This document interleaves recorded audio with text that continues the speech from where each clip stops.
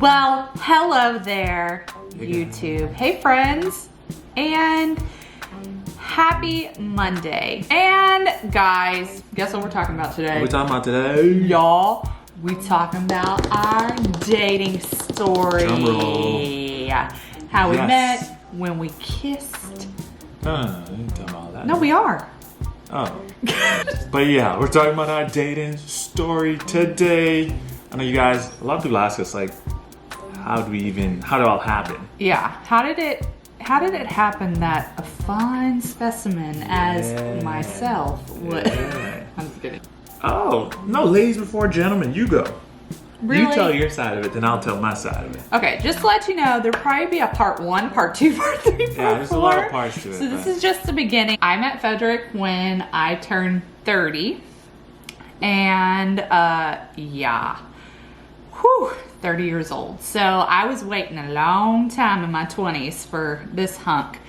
And right prior to that, I was living in Dallas, downtown, and my sister and I decided, well, let's just move to Los Angeles. So we spent a little under a year there. For me, it was a very stripped season of moving to a new city.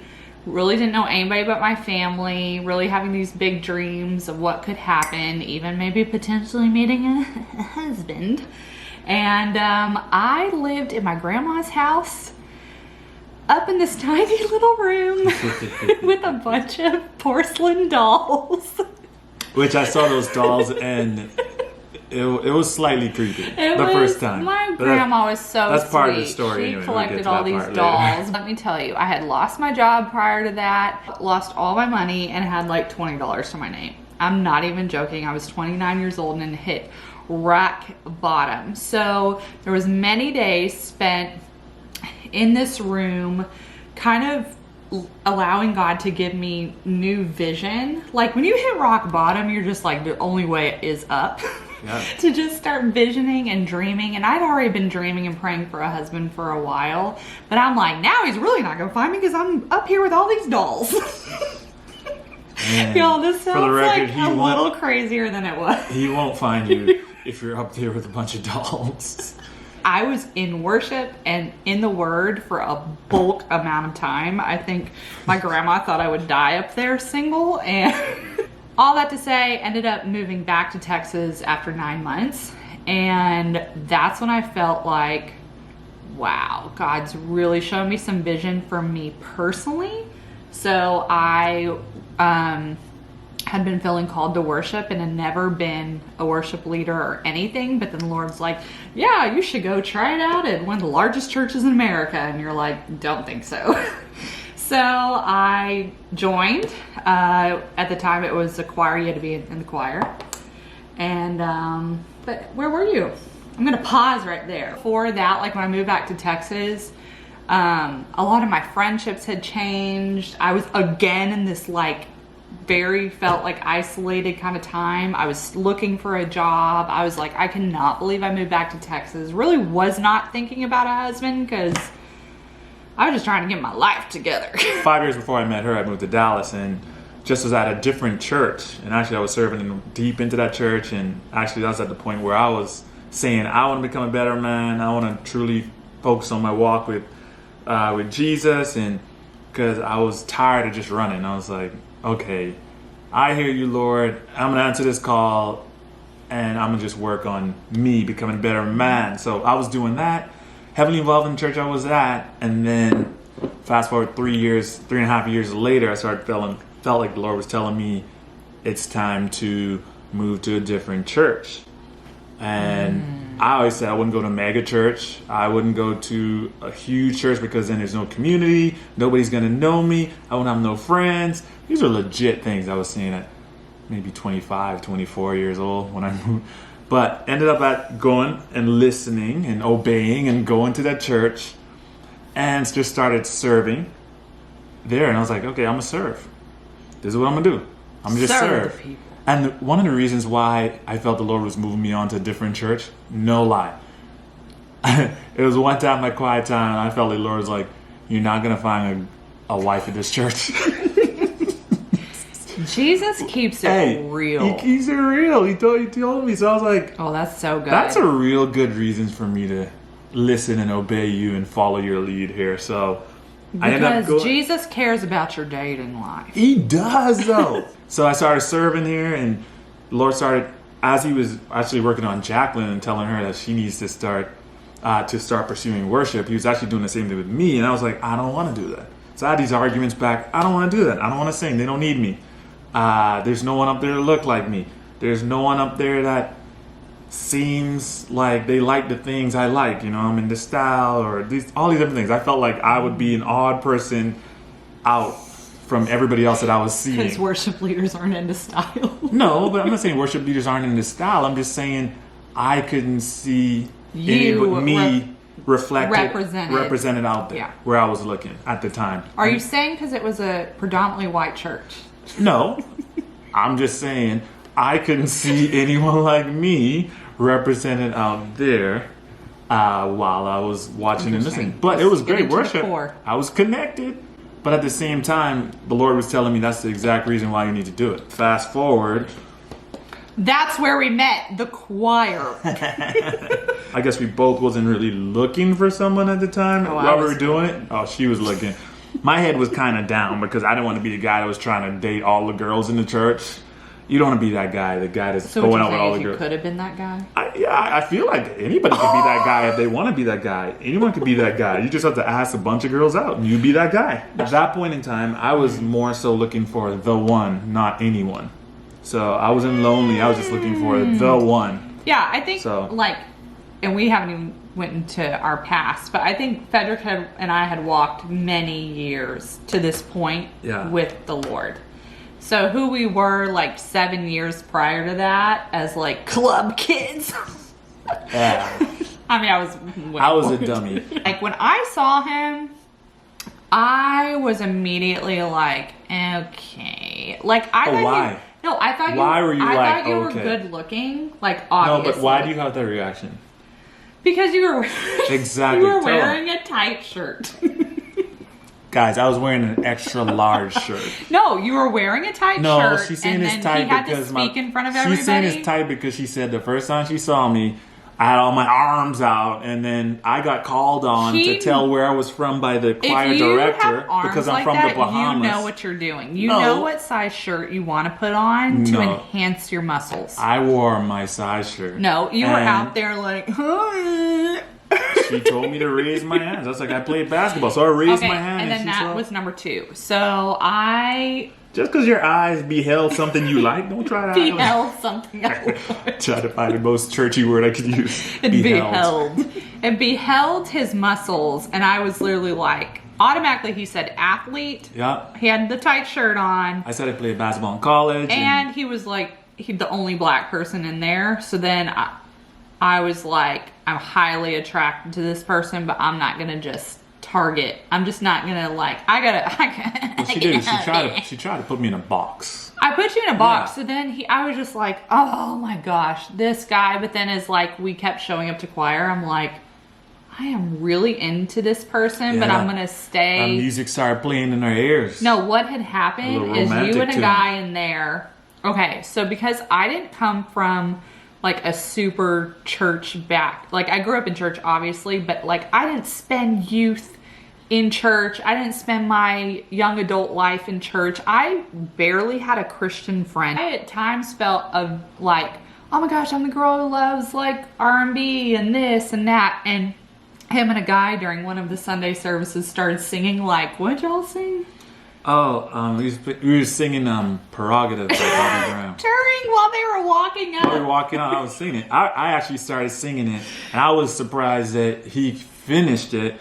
So I was like, whoa! Yeah, they were back there cracking jokes, and I had not talked to him yet. And I turned around and I was like, oh my gosh, I think... With the most judgy facial expression you could ever see. But it was more So I was like, don't worry about that. You don't know nothing about that right there. I was like, just don't worry about it. Just stay back. And I was like, what I'm saying These are things you don't know about. So he's thinking I'm judgy church girl, but I'm thinking there are people like me in this church. That was literally our first interaction. But what I'm saying is it just kind of became a safe place for us to flirt and get to know one another, like on the weekend services. Yeah, but that didn't even start happening until like several weeks Till I actually after. had to introduce myself to you. Really? I actually had to I don't come remember up it to this you way. and okay, listen, girls. I don't remember it this way. I am a firm believer. People will say, yeah, the guy's got to make the first move, all these things. Sometimes guys need a little nudge. So, like, I know. I don't even consider that the first move. That's an introduction. You noticed me. Like, I know you noticed me. I did. Okay? Like, I know you noticed me. But it took, like, I was tell them like, what you did. I wore some of my better outfits. That's always a plus. Instead of just throwing my hair up That's like always a a crazy plus. human that You I usually came there did. dialed up. I did. I was like, you know what? Let me just walk in front of him. Let me Sashay. sashay. It's just because, like, join a conversation. Like, if you see someone you're interested in, you don't have to hide in the corner and just be like, Lord, you be texting me. Like, you can go in and have an adult conversation. We're all in a group, and group of friends, friend group that we both shared, and she knew most of the people in the group, and we were talking, just laughing, and she came up and started joining the conversation, and then she slipped in. I don't think we've met before. Hi, I'm Jacqueline. I did. Handshake. I don't know where that boldness came from, because let me tell y'all, I was the dorkiest girl on the planet, still am. Yeah. It just, like, I was like, okay, what's the problem? Like, But anyway, she did that, and in that one little short moment, I don't consider that the first move. I just consider that the first introduction. Because from there then we became like, oh, Jacqueline, blah, blah, blah. But I think I made the first move because I not stalked her on Instagram, but after time, like we were all in like a little corner, a friend group corner, and almost spilled my drink. But we're in a friend group corner, and then we were talking, and I was like, oh, she's kind of cool. She's really cool. She's funny. She could keep a conversation going. So I just looked her up on Instagram back in the day. and he gave me that found first her, like. He gave me that first like. She had a post or something that made a little witty comment on her post, just a one-line quick thing, just kind of like a little, "Hey girl, Oh, how you doing?" that's not how it came across. It That's was how I like, feel like oh, it's so funny. No, I said something really witty on a post that she did, and it just, I don't know, it kind of, I think it opened up her idea to like, whoa, this guy may actually be thinking about me beyond Thinking church. about me. No, So I think I made the first move. So I did make the first move, but to her point, ladies, you could always do a little introduction. Yeah, just do a little intro. So our first date was It's because it was my idea for our first date. Remember? No. Because we were talking. At this point, we're like, we're hanging out a lot after our rehearsals and talking for like hours. And so at one point, we had a rehearsal that got canceled. I decided to send a little life preserver out, throw it out, and see if she would grab it or put a little bait on the hook. And I sent her a little text. Horrible analogy. I don't know what you call it. But anyway, I sent her a little text and said, hey, rehearsal is canceled. You've been talking a lot of trash about your basketball skills. I just challenged her to a game of horse and to meet me at a outdoor basketball secluded court. Park. That was by in between where we myself. both lived. Okay, let me just say, like, was very happy that you finally made that move because I wanted to spend time with him away from the church building. Yep. So, and see what this guy's about. Like, is he just... But you can't move too fast and be the creepy guy. You can't be the creepy guy. Like, he was very interesting to me because, well, one, he's from another country, so Yep. I could hear the accent. Like, I was feeling the vibes at church. Boop, boop, boop. Felt like he had some Swag is what that is. yeah, and I liked it. And he was really funny. And he made me laugh and just was hot. So, and just, I could tell, like, this guy really loves people and loves the Lord. And that's what I'm looking for. But it started to feel like too good to be true. You're like, oh my gosh, this can't. I think when like you watch when too much of them movies. Well, yeah, you just find too much Lifetime. I think like that's what girls need to know. Like it's just really normal. Yeah. Like it's just a normal occurrence. Like as girls, we hype up this fairy tale, like how it's gonna be. And what we did is we met in a park and played basketball together. And the funniest part of that was that we met. Oh, we're supposed to meet when I asked? Were you saying what I? No, it's 6 p.m. Like you agreed to it, so we're saying, okay, let's meet at 6:30. But we didn't realize that I guess time had already changed, so the night was it got darker quicker. So, oh my gosh, yeah. So I'm in a park by myself with a strange man. True. Playing basketball, and I'm like, Lord, if I die, this is what you was thinking when you was going up there. Yeah, if I die, like at least I got so close to love. I'm just kidding. So yeah, we played for about 3 hours. Yeah, we played for about 3 hours and just asked each other like everything and had so much fun. And I think that's when you know when you're hanging out with someone, you're like, it's a vibe. Like the time is passing. Like, of course, I had my let me just get through this checklist and start asking you these questions. But I was asking questions too. We were kind of like, it's almost like we went through like a whole history of stuff like on that basketball court as we were playing. And it was like love and basketball. I know, without the taking off of clothes. that night when we were out on that basketball court, it was no kidding 20 degrees. Yeah, it was really cold. It was so cold, and I was like, if this girl's gonna come out here in the dark in the frozen tundra to play some basketball on an outdoor street ball court, man, she must really be a good one. I might be into it. And of course, it's like I can't tell a story without giving you some encouragement. When I was out there on the court with him and all this stuff, we finally got a chance to really talk. And he's playing basketball. I love guys who play basketball or into sports, and he's got the athletic gear on, so that's just making me all and I had to spicy. dunk a couple times to show your and boy then got hops. And then I was like, I love vertical. basketball, and you love basketball. We like the same music. We do, Yeah. But like for a while there, because I was single for so long, and I'm like pursuing the Lord, there were some people that would start to tell me that my desires were not God's desires. And so, like, I know what type of guy I was attracted to. Settle. Yeah, and I was like, I like a guy that likes this, and I like a guy. And there's simple desires that I believe God puts in your heart. And not as like, oh, I can't have anybody if you don't like this. It's just like, I like what I like. So I started to feel like, oh, this is who, like, Frederick represents my fleshly desires and not what really God wants to give me. Maybe he wants to give me a really nerdy guy. Because God's not going to give you the desires of your heart. He's not going to give you he's not going to give you something that's awesome that you're going to be excited about. You're going to have to settle and be like, so when someone shows up that you're really excited about, I had a bad way of being like, the devil. This isn't it. It's the devil trying to tempt me. Or you're more so thinking like that. There has to be some hidden thing that person has, because there's no way. There's no way that person he would show make up. me feel like that, or there got to be something wrong, because I've never had anybody that makes me feel that way, or who I'm attracted to in that way, or someone that treats me so good. So it must be something wrong. So we're playing basketball. We're hitting it off. I'm starting to feel this. I'm starting to feel like, oh man, there might be something here. And she could actually play basketball. I was like, whoa, she has some athleticism. Because you know what? Your boy was scouting.